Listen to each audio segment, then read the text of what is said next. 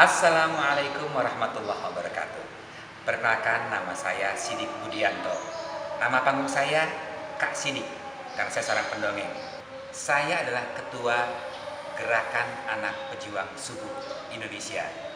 Ini adalah sebuah gerakan nasional di bidang sosial keagamaan yang berusaha agar anak-anak pejuang, agar anak-anak Muslim Indonesia mau dan mampu subuh berjamaah di masjid setiap hari sepanjang tahun. Ini harapan kami sebagai penggerak anak pejuang subuh.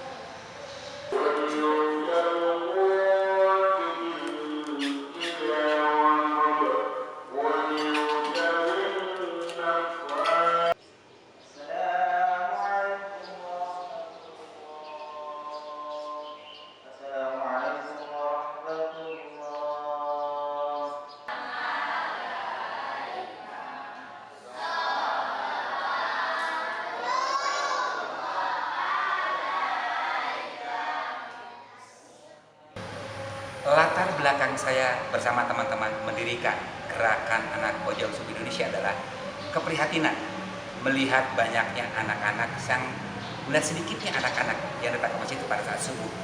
Jadi ketika kalau kita lihat di banyak masjid, ternyata anak-anak sangat sedikit yang datang pada waktu subuh. Ditambah lagi, sebagai masjid tidak ramah anak.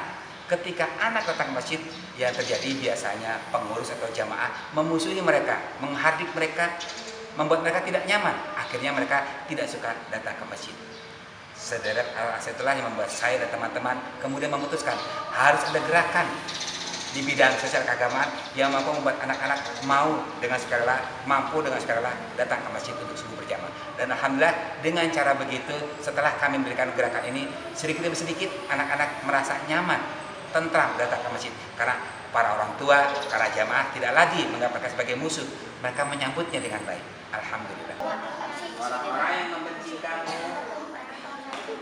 akan terputus.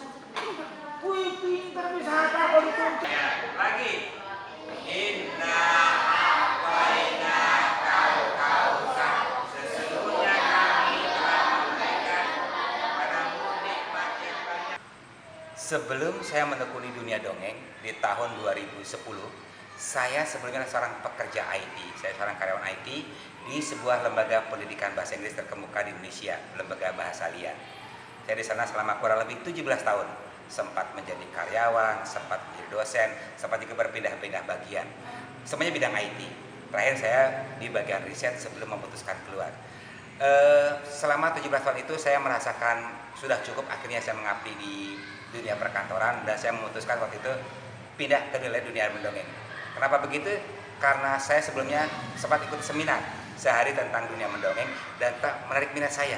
Ternyata dongeng asik ya, sehingga kemudian saya memutuskan keluar dari kantor terjun ke dunia dongeng. Tapi keputusan tersebut saya ambil setelah setahun di dalam masa peralihan sebelum saya memutuskan sepenuhnya keluar dari kantor dan sepenuhnya mendongeng. Alhamdulillah setelah mendongeng saya bisa keliling Indonesia dan sudah berkelana ke seluruh Indonesia kecuali 2 provinsi, Provinsi Maluku dan Provinsi Papua. Saya juga sempat ke Malaysia selama beberapa hari. Jadi memang dunia dongeng ini sangat menarik buat saya sehingga saya merasakan lebih bahagia di dunia dongeng yang sekarang ini. Mama, apa Yoyo?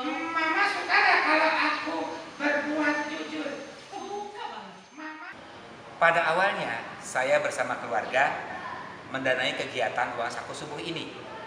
Tidak mudah karena saya pikir tadinya saya menyediakan uang Rp500.000. Saya pikir itu bisa kepake sebulan, tapi ternyata baru seminggu sudah habis karena ternyata animo anak-anak sangat luar biasa. Apalagi waktu itu uang saku cukup besar, Rp5.000 per anak per hari. Terus bagaimana? Sambil saya mencari uang tambahan, saya mulai melakukan melaporkan kegiatan anak ini di medsos, lewat FB saya, lewat WA dan seterusnya. Karena tiap hari dilaporkan kepada masyarakat lewat medsos, lama-lama kegiatan ini membuat para calon donatur terketuk hatinya. Tiba-tiba saja ada yang titip uang ke saya, Pak, titip ya Pak buat anak yang subuh.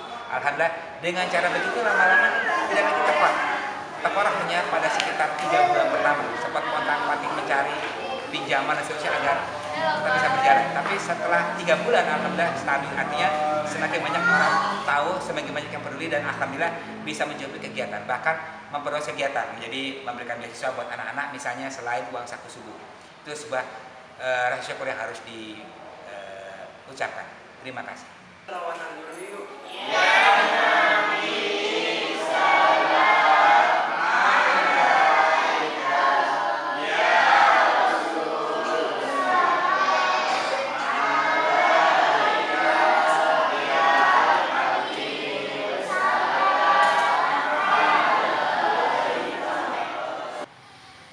Sebagian orang tua khawatir terhadap kegiatan yang kami sampaikan setelah sholat subuh berjamaah.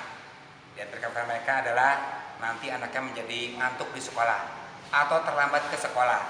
Ternyata itu hanyalah mitos. Kami bisa buktikan berdasarkan hasil raport mereka sendiri yang mereka serahkan kepada kami setiap akhir semester. Ternyata terjadi kenaikan nilai.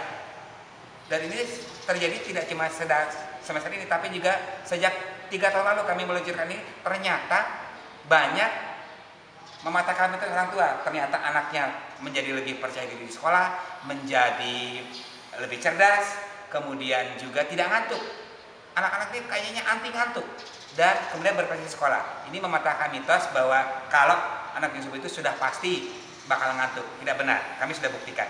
Kemudian berikutnya lagi ada juga orang tua khawatir ketika kami mengenalkan program-program seperti Opalaju, obral pakai naik jual.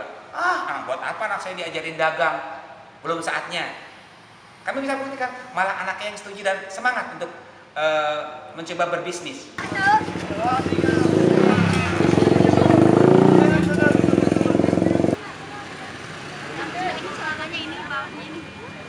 Terkait dengan pertanyaan atau mungkin pertanyaan lebih tepatnya tentang pelecehan seksual yang mungkin saya terjadi di anak yang subuh, kami coba lakukan dengan sangat hati-hati.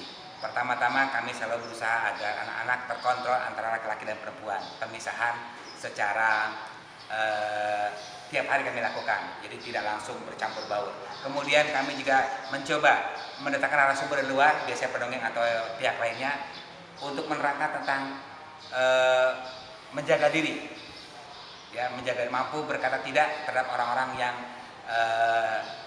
tidak nyaman, membuat anak tidak nyaman. Ini cara kami agar membuat anak berani menyampaikan pendapat ketika ia dilecehkan secara seksual oleh orang lain. Dan kami mendapati bahwa hal ini sangat membuat anak-anak menjadi lebih yakin. Memang terkadang kami khawatir, terus terang, mengingat kadang-kadang subuhnya itu jam 4 lebih seperempat. Tidak semua rumah barangkali punya penerangan jalan yang cukup. Tapi sejauh ini sudah 5 tahun berjalan, alhamdulillah tidak pernah kami dengar sekalipun soal mereka dilecehkan di jalan menjelang subuh misalnya. Yang terjadi malah orang-orang yang melek itu, yang masih subuh pada melek, membantu anak-anak pejuang subuh. Jadi mereka kadang-kadang mengantarkan anak sampai ke tempat masjid itu dengan baik. Jadi sebetulnya alhamdulillah belum pernah terjadi pada kami. Tapi kami tetap waspada karena bagaimanapun akan dapat dari suatu saat. Kami selalu tekan kepada anak agar mau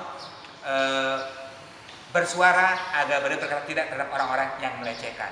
Dan ini membuat anak-anak lebih percaya diri. Assalamualaikum warahmatullahi wabarakatuh. Saya Nisa Qori Rahmah, biasa dipanggil Qori.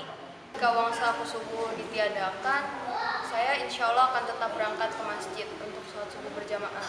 Karena yang saya harapkan bukan uang saku subuh, tapi ridho dari Allah Subhanahu wa Ta'ala.